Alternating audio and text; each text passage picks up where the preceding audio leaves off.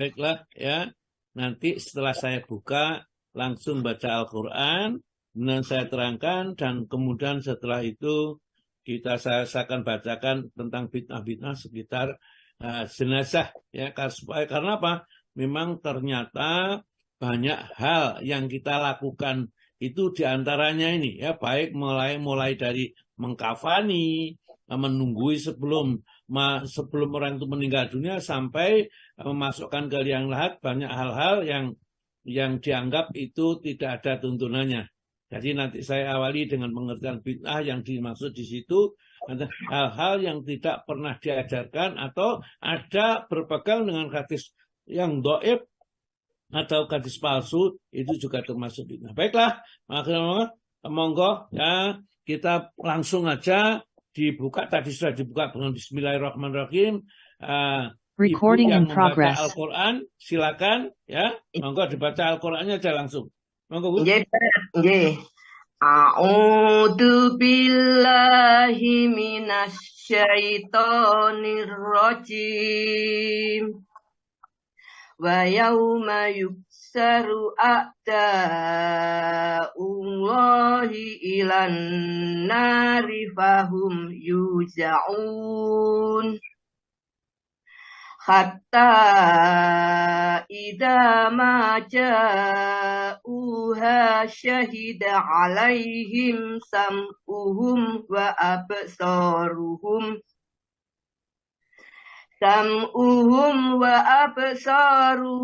wa juluduhum bima kanu ya'malun. Wa qalu li juludihim lima syahidtum alaina qalu antaqana Allahul ladzi antaqa kulla syai'in wa huwa khalaqakum awwala marratin wa ilaihi turja'un. Wa ma kuntum tastatiruna ay yashhada 'alaikum sam'ukum wala absarukum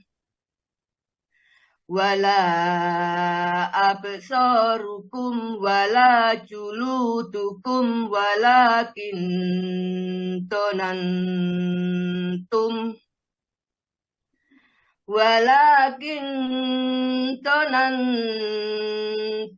annallaha la ya'lamu katsiran mimma ta'malun. Wa dzalikum dhanannukumul ladzi dhanantum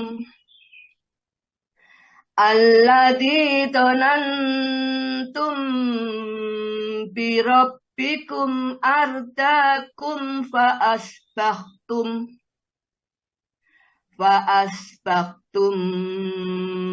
minal khosirin.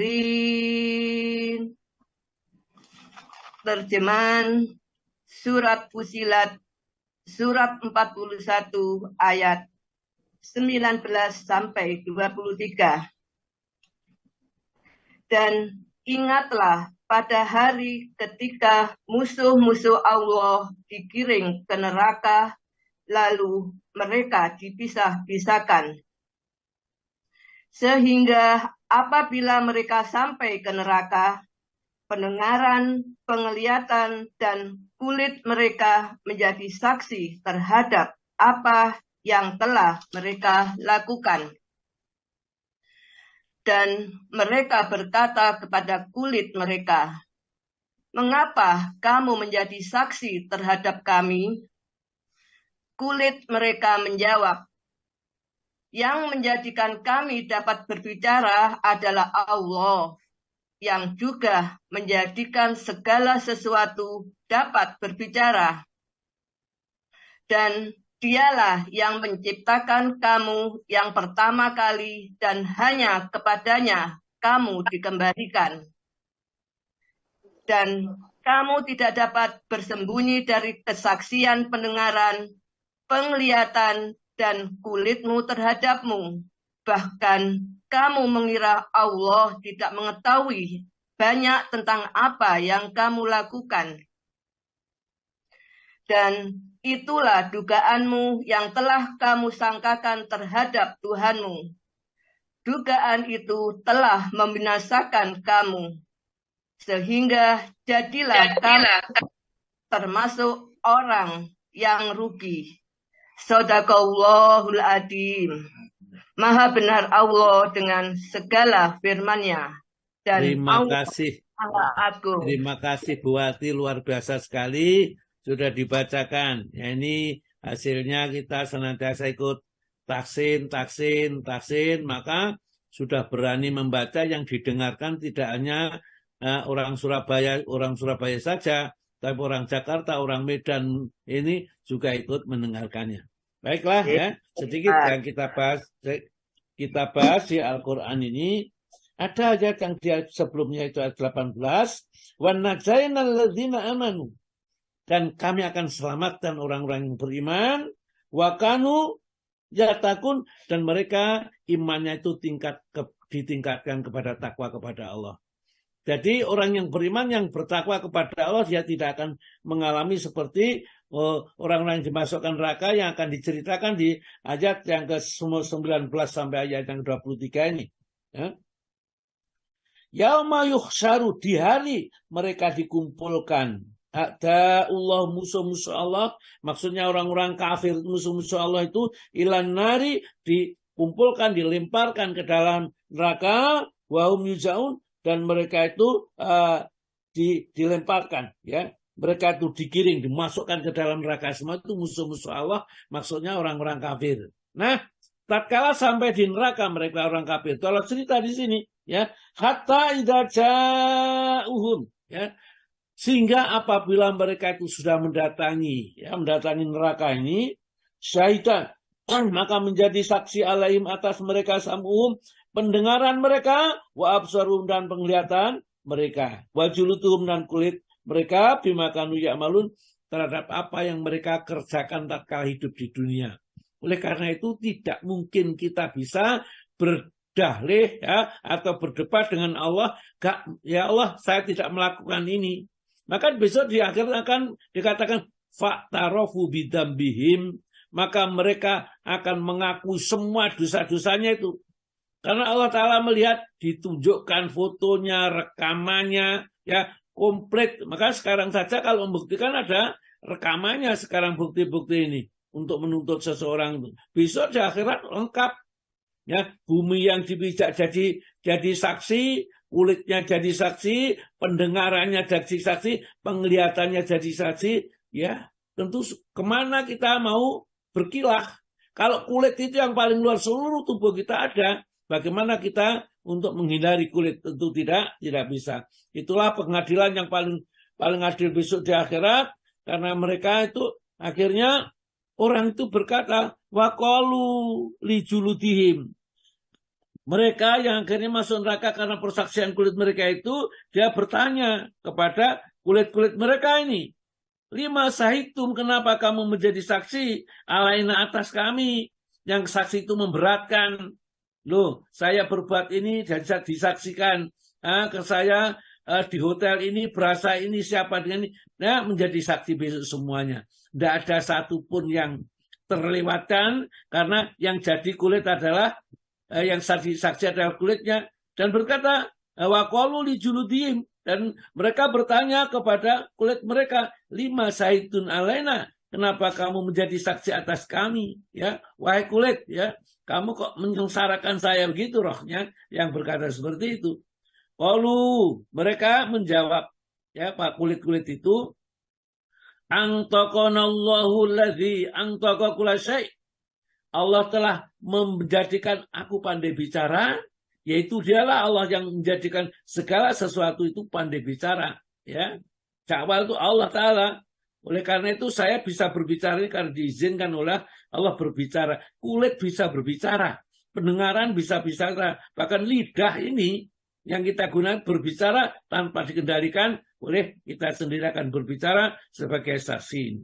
Wa huwa khalaqakum, dialah Allah yang telah menciptakan kalian awal maratin, ya, pertama kalinya, wa ilaihi turja'un, dan kepada Allah nanti kita semua akan dikembalikan. Semua jadi saksi. Apa kita nggak malu kalau kita melihat foto kita, disaksikan mertua kita, disaksikan anak istri kita tentang keburukan perbuatan kita tatkala di dunia. Tak kira Pak, kok ini kemudian wong apik, wong jujur, tiba ngono ta fotomu delok enggak? Ya karo sapa iku? Ya, duit mangkane entek, mulih enggak nggawa duit, itu katakannya. Tapi semua ada di sana. Ya, karena menjadi saksi semuanya. Kemudian wama kuntum, ya, kemudian Allah mengatakan wama, dan tidaklah kuntum, kalian adalah tastayiruna, kalian tidak dapat menyembunyikan ayashada, ya, atas persaksian alaikum, atas kalian, sam'ukum, pendengaran kalian. Jadi kamu tidak mungkin bisa bersembunyi dari pendengaran kalian, wala absarukum, dan juga tidak mungkin bisa bersembunyi dengan penglihatan kalian, wala juludukum, dan tidak mungkin bisa bersembunyi terhadap kulit-kulit yang menjadi saksi pada saat itu. Walakin, namun, donantum, persangkaan kalian, annallaha la ya'lamu katsiran mimma ta'malun, namun persangkaanmu bahwa Allah itu tidak mengetahui kebanyakan perbuatanmu itu, ya, itulah zalikum, yang demikian itu, donantum, persangkaan kamu, alladzi dhannukum, yang telah kamu sangkakan, ya, birabbikum, pada Rabbmu itu, ardakum, yang telah membinasakan kamu. Jadi tak kala kita berbuat maksiat, kita menyangka bahwa tidak ada yang tahu, ya, keluarga tidak tahu, dan Allah pun dia sangat tidak tahu. Itu yang membinasakan kita besok di akhirat, karena menganggap bahwa perbuatan-perbuatan yang kita lakukan tidak diketahui oleh Allah, tidak dicatat oleh malaikat, dan tidak diberi balasan oleh Allah Ta'ala. Maka dari itu kita supaya takut kepada Allah, kita pikir malaikat itu mencatatnya itu sangat akurat sekali. Siksanya Allah itu sangat pedih kalau membalas kepada hambanya ini. Kenapa kita tidak segera bertobat kalau sudah terlanjur melakukan perbuatan maksiat? Karena tidak ada lagi jalan untuk biar selamat kecuali bertobat kepada Allah, mohon ampun atas semua yang pernah kita lakukan. Itu yang kita lakukan sebenarnya, bukan yang lain. Ya, kita tidak akan mendapat kiriman pahala, kiriman itu Al-Fatihah, kiriman Yasin, dan tidak ada itu. Ya, tidak satu pun ayat Al-Quran yang menerangkan bahwa kita akan selamat dengan dikirimi Al-Fatihah, dikirimi ini. Kita kadang-kadang karena ajaran yang sudah diajarkan terus-menerus seperti itu, seakan-akan itu ajaran agama. Makanya agama kita mengajarkan amallah sendiri. Ya. Yang menyelamatkan kita, pertolongan Allah tentunya, itu didasarkan pada amal kita, ilmu yang kita pelajari, amal soleh yang kita kerjakan, bukan yang lain. Karena Allah Ta'ala berfirman di dalam surat Yasin 54 itu, wala tujzauna illa ma kuntum ta'malun. Kamu tidak akan dibalas kecuali apa yang kamu perbuat sendiri. Jadi wadzalikum dhannukum, dan demikianlah persangkaan kalian alladzi dhannukum birabbikum, yang telah kamu sangkakan kepada Tuhan kalian, ardakum, yang telah membinasakan kalian, fa asbaqtum, maka jadilah kalian minal khosirin, termasuk orang yang rugi, yang akhirnya masuk ke dalam neraka. Kalau sudah masuk neraka, kata Allah Ta'ala berikutnya, saya tambah satu ayat lagi, fa'ing tasbiru. Kalau kamu sabar, ya wis menengahi, nerimo ini perbuatan kita, ngaku kita kepada Allah, ya sabar di dalam neraka, ya, tidak sambat, tidak mengeluh, kata Allah Ta'ala, fannaru maswallahum, maka tempat yang mereka tetap di neraka tidak akan dikeluarkan dari neraka. Sabar atau tidak sabar, kalau sudah terlambat seperti itu, kan tempatnya tetap di dalam neraka. Ya. Wa in tas tak tibu, kalau mereka ingin mengajukan alasan-alasan, wa mahum minal mu'tabin, maka alasan-alasan mereka atau minta penangguhan mereka termasuk penangguhan yang diabaikan, tidak diberikan oleh Allah. Maka dari itu sebelum kita terlambat, ya, janganlah kita sampai terjerumus kepada perbuatan-perbuatan yang dilarang oleh Allah Subhanahu wa taala. Karena Allah pasti tahu kalau kita sudah mengaji seperti ini kok masih nanti terus-menerus berbuat seperti yang dilarang oleh Allah taala, itu namanya kebangetan, ya, kebangetan. Baik, ya. Kita masuk pada materi yang akan kita kerjakan, ya. Kita bicarakan ini. Bid'ah di seputar masalah jenazah. Ya, ini biasa orang Jawa, ya, atau mungkin orang Indonesia, atau mungkin juga orang luar Indonesia, orang Arab sendiri mempunyai kebiasaan-kebiasaan yang dianggapnya itu ajaran agama, tapi itu bukan ajaran agama. Ya, sesungguhnya bid'ah yang dinyatakan sesat oleh nas syar'i adalah, ya, jadi bid'ah yang dinyatakan sesat oleh nas syar'i, ya, bukan pakai jam tangan, kemudian pakai ATM itu bid'ah, pakai pesawat itu bid'ah, bukan itu, ya. Kita harus mengerti bid'ah itu apa sehingga kita tidak gampang menghukumi sesuatu bid'ah kemudian menghukumi orang itu neraka, ya. Ya memangnya kita yang punya neraka, punya surga. Ya, ini yang diakui bid'ah secara syar'i yaitu sesungguhnya bid'ah yang dinyatakan sesat oleh nas syar'i adalah masalah-masalah seperti berikut. Yang pertama, ya, ini ya. Setiap perkara yang menyalahi sunnah.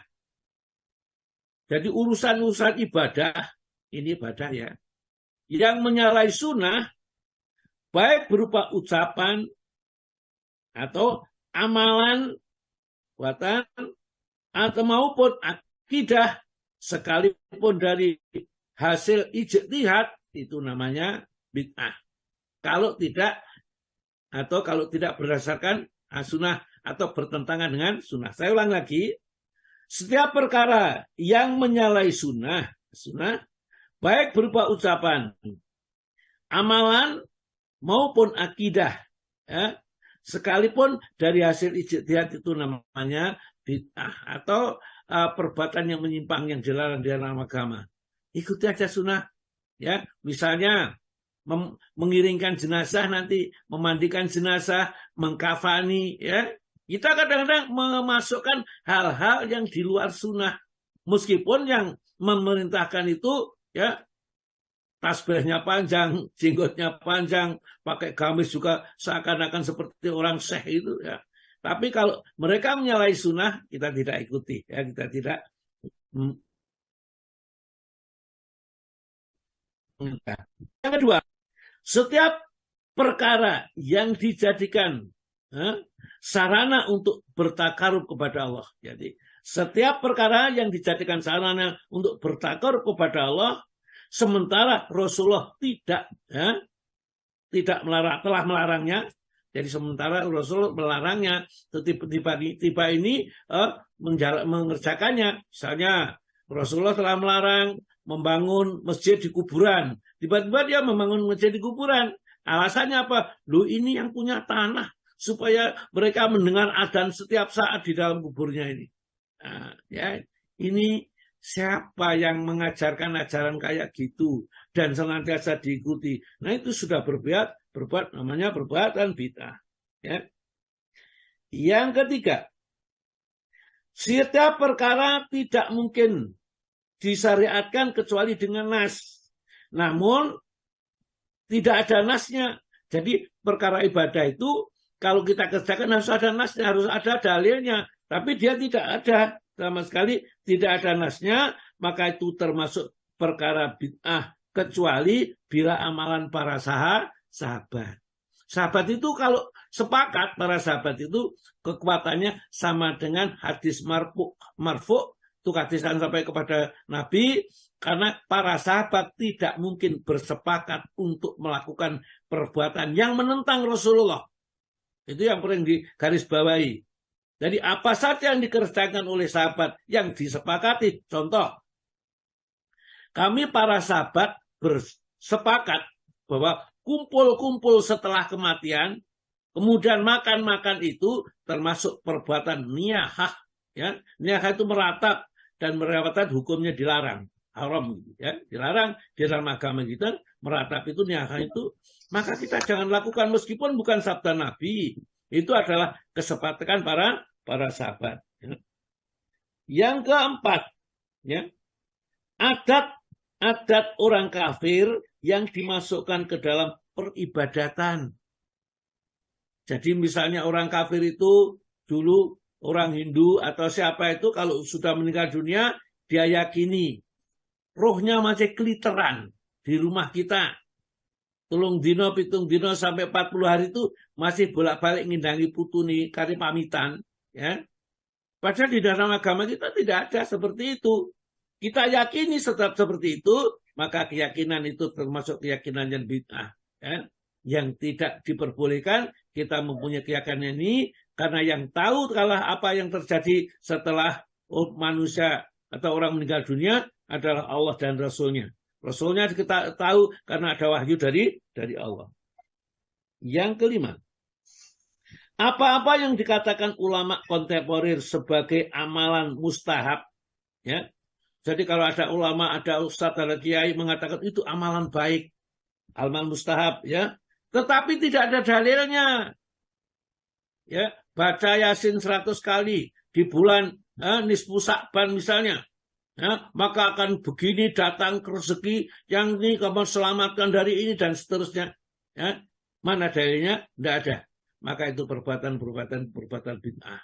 Meskipun yang dibaca Yasin itu Al-Quran, membaca Al-Quran tidak salah, ya, tidak keliru sama sekali. 100 kali membacanya juga tidak salah, tetapi keyakinan bahwa itu akan demikian dan demikian tanpa petunjuk dalil itu adalah salah, katanya bid'ah hukumnya, ya. Jadi tidak bisa dikatakan bukan sunnah, ya. Jadi bid'ah itu lawannya sunnah. Jangan terlalu terkejut atau tersinggung kalau orang mengatakan bid'ah. Barangkali ini ustadz ini kalau menerangkan kok mesti begitu sih, bid'ah saya diterangkan, apa enggak ada yang diterangkan yang lain. Ini penting karena supaya kita Hudzaifah itu tatkala tanya kepada Rasulullah itu, yang lain itu bertanya apa perbuatan baik itu apa saja ya Rasulullah? Rasulullah terangkan. Itu kemudian yang lain tanya juga apa saja selain itu ya Rasulullah, perbuatan baik diterangkan perbuatan baik. Tapi Hudzaifah itu enggak, ya Rasulullah perbuatan buruk apa saja ya yang dilarang di dalam agama ini. Ya, tidak untuk mengikuti yang buruk, untuk menghindari. Karena menghindari yang buruk itu penting. Mengerti baik tapi nggak ngerti yang buruk juga berbahaya. Ya. Oleh karena itu diterangkan, disampaikan supaya kita tidak terjerumus kepada hal-hal yang dilarang di dalam agama kita ini. Ya. Jadi yang berapa tadi? Keempat ya. Adat istiadat orang kafir ya, yang dimasukkan ke dalam. Sekarang ke-6. Ya, sekarang yang ke-6 ya. 6. Setiap tata cara peribadatan yang dijelaskan lewat hadis dhaif atau hadis maudhu, hadis palsu itu juga termasuk bid'ah. Jadi kita mengerjakan ini, coba sekarang kerjakan sholat duha 4 rakaat. Rakaat pertama baca kulhu 10 kali, rakaat kedua baca kulhu 20 kali, rakaat ketiga baca kulhu 30 kali, rakaat keempat baca 40 kali, jadi jumlahnya 110, maka Allah akan membuka pintu rezeki seperti hujan. Saya pernah mengalami itu, telah menjalankan itu, nggak tahu dasarnya, tapi karena kepingin mendapat rezeki seperti hujan banyaknya, dia dialami saja atau dilakoni saja, ya. Tapi ya ternyata ya tidak, namanya bukan dari hadis, ya. Mereka ngarang-ngarang sendiri, ya. Karena kul huwallah itu kan itu adalah surat yang termulia, tertinggi nilainya, dibaca 3 kali saja sama dengan menghatamkan seluruh Al-Quran. Maka kalau sholat duha 4 rakaat dengan membaca Qul 100 kali di dalam 4 rakaat itu, maka Allah akan bukakan pintu-pintu rezeki itu. Dulu diterangkan seperti itu. Saya lupa yang menerangkan siapa. Pokoknya kalau diterangkan itu tak lakoni, diterangkan itu tak lakoni, suruh zikir, baca Qul 1000 kali ya saya jalankan. Ya, saya kepengen ini. Oh, jadi baca Qul 1000 kali itu mulai setelah sholat maghrib itu sampai setelah sholat isya ya kira-kira jam 9 itu mungkin baru selesai. Qul 10 kali, 1 kali duduk. Katanya bisa ini dan bisa ini. Ya mungkin membacanya bagus, tetapi keyakinannya yang itu yang sebenarnya yang harus dihilangkan. Kenapa? Karena Nabi tidak mengajarkan dan itu menyelisih sunnah. Yang ke-8. 7. Yang ketujuh ya. Segala sikap berlebihan di dalam beribadatan. Berlebih-lebihan. Jadi kalau kita disuruh sholat malam 11 rakaat istiqomah, enggak, saya ingin 100 rakaat, ya, terus itu berlebih-lebihan padahal enggak kuat. Kalau kita kuat ya monggo saja, karena sholat malam itu sholatul laili masna, sholat malam 2 rakaat salam, 2 rakaat salam, tapi memaksakan diri seperti itu, ya berlebihan. Yang terakhir adalah setiap peribadatan yang dimutlakkan oleh syariat kemudian dibatasi oleh orang-orang seperti tempat.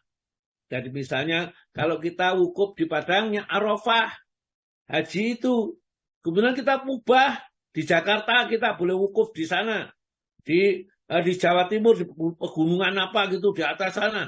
Kemudian kita atau di Sulawesi, kita boleh wukuf di sana masing-masing. Yang penting suasananya dibuat mirip-mirip gitu. Ya. Lempar jumroh sudah ditetapkan. Kemudian kita membuat ketetapan lain, maka itu bentuknya adalah bid'ah. Ya. 4 waktu misalnya, ya seperti itu. Waktu haji itu hanya di bulan Dzulhijjah. Kemudian tiba-tiba aja kita haji dipindahin di bulan Muharram saja supaya enggak berdesak-desakan. Ya enggak bisa. Ya. Itu adalah perbuatan bid'ah. Ya. Sekarang kita masuk yang pertama, bid'ah yang terjadi sebelum kematian. Ada keyakinan, saya juga ternyata membaca satu hadis ini, dan ternyata kalau sudah seperti ini ya, tidak saya yakini lagi, dan saya harus menyampaikan bahwa dulu yang sampaikan itu tidak benar. Ya, karena hadisnya itu ternyata hadis dhaif atau hadis palsu. Keyakinan sebagian orang bahwa setan mendatangi orang yang hampir mati dengan sosok kedua orang tuanya yang mengenakan pakaian Yahudi dan pakaian Nasrani. Ayahnya atau ibunya pakaian Yahudi, ayahnya pakaian Nasrani atau sebaliknya. Ya. Ini keyakinan, kita dikasih tahu bahwa nanti kalau menjelang kematian itu, memang saya baca juga di buku itu seperti itu. Akan didatangi orang tuanya yang mengajak orang itu untuk jadi Nasrani atau Yahudi, ya, dengan memaparkan segala bentuk milah atau agama untuk menyesatkan orang yang mau mati itu, disuruh ikut Nasrani, diikuti Yahudi, itu bohong, itu perbuatan bid'ah dalam akidah. Jadi tidak ada setan yang datang. Ini sebenarnya disebutkan oleh Ibnu Hazar Al-Haytami di dalam kitab Al-Fatawa, ya, Al-Hadis, yang menukil dari As-Suyuti yang mengatakan hadis itu tidak ada diriwayatkan di dalam ulama-ulama ahli hadis. Ya. Kalau gitu, mulai sekarang kita tinggalkan keyakinan seperti itu. Kemudian yang kedua adalah meletakkan mushaf, ya, di atas kepala orang yang akan meninggal. Jadi kadang-kadang aneh-aneh orang ini. Wah, supaya orang itu betul-betul cinta Al-Quran, katanya Pak Ali tadi, ya, maka mau meninggal dunia, bapak ini sudah meninggal, ini taruhnya di atas kepalanya itu Al-Quran, ya. Kemudian bukakan surat Yasin, ya, meskipun tidak bisa baca, Kemudian sebelah kiri baca Yasin, sebelah kanan baca Yasin bagi orang yang meninggal dunia. Itu keyakinan batil, ya, bid'ah namanya, dan tidak boleh kita lakukan. Nah, kemudian yang ketiga, yang kedua, ya, yang ketiga ya. Yang ketiga, menalkinkan orang yang akan mati untuk berikrar dengan Nabi dan ahli bait. Ya, jadi orang-orang Syiah itu biasanya itu, jadi bersaksi bahwa Nabi kita dan para ahli bait itu adalah mereka nanti untuk yang menyelamatkan, dan kita dibisikkan supaya diyakini orang yang mati itu. Nah, ini tentu kalau di dalam kalangan kita tidak akan terjadi seperti itu. Yang keempat, termasuk bid'ah adalah membacakan surat Yasin di hadapan orang yang akan mati. Ya. Karena tidak ada dalilnya, nggak ada dasar pijakannya. Oleh karena itulah, ya, nanti ya apa yang mesti harus dikerjakan orang yang mau meninggal, orang yang sudah meninggal, nanti kita akan sampaikan beberapa yang harus dilakukan. Ya. Yang kelima, menghadapkan orang yang akan mati ke arah kiblat. Ya. Ini diingkari oleh Said Ibnu Musayyab. Ya, seperti dijelaskan di dalam kitab Al-Mu'alla. Jadi karena tidak ada dalil itu ternyata tidak sahih. Tapi memang namanya hadis, ada sebagian orang, oh hadisnya sahih, monggo kata sahih. Orang yang mau mati itu dihadapkan kiblat biar kelihatannya memang baik, seperti orang yang berkeyakinan bahwa kiblat itu adalah memang tempat kita untuk menghadap sampai nanti akan meninggal dunia. Tapi ternyata itu adalah keyakinan yang batil, ya. Ini saya pikir sampai di sini sementara kita buka ini tanya jawab. Monggo Bu Ririn saya kembalikan.